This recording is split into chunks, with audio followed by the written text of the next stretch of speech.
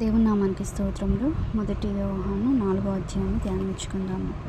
ప్రియులారా, అనేకులైన అబద్ధ ప్రవక్తలు లోకంలోనికి బయలు వెళ్ళి ఉన్నారు కనుక ప్రతి ఆత్మను నమ్మక ఆయా ఆత్మలు దేవుని సంబంధమైనవో కావో పరీక్షించుడి. యేసుక్రీస్తు శరీరధారి అయి వచ్చిండని ఏ ఆత్మ ఒప్పుకొనునో అది దేవుని సంబంధమైనది, ఏ ఆత్మ యేసును ఒప్పుకొనదో అది దేవుని సంబంధమైనది కాదు. దీన్ని బట్టి దేవుని ఆత్మను మీరెరుగుదురు.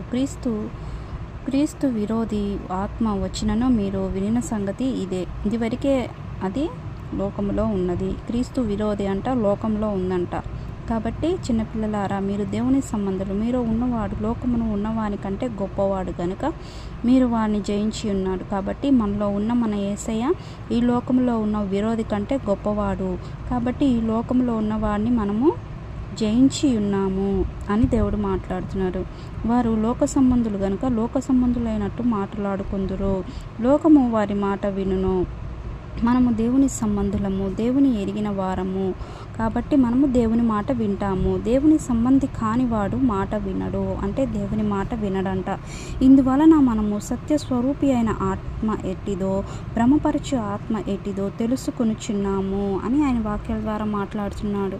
కాబట్టి ఈ లోకానికంట అనేకమైన అబద్ధ ప్రవక్తలు లోకానికి బయలు వెళ్ళి ఉన్నారు అని ఆయన వాక్యాల ద్వారా మాట్లాడుతున్నాడు. ప్రతి ఆత్మను మనము నమ్మకూడదంట. అంటే ప్రతి ఒక్క సేవకుని, ప్రతి ఒక్క దైవజనుని నమ్మకూడదు.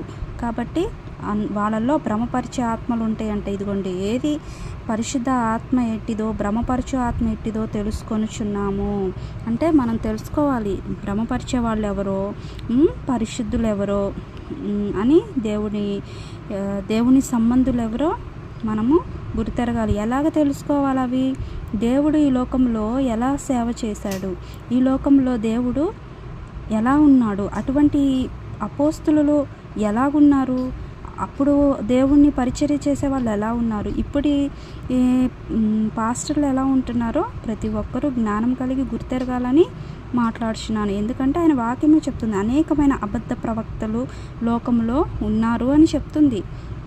కాబట్టి యేసుక్రీస్తు శరీరధారి అయి వచ్చినని ఏ ఆత్మ ఒప్పుకునిద్దో, దేవుడు ఉన్నాడు, మన కోసం వస్తాడు, ఆల్రెడీ వచ్చి వెళ్ళిపోయాడు, మళ్ళీ రెండవ రాకడలో వస్తాడు అని ఎవరైతే మాట్లాడతారో వాళ్ళు నిజమైన ఆత్మ సంబంధులని దేవుడు మాట్లాడుతున్నాడు. కాబట్టి ఇంకా ఆయన ఈ లోకంలో ఎలా పరిచర్య చేశారో అలాంటి పరిచర్య చేయాలి.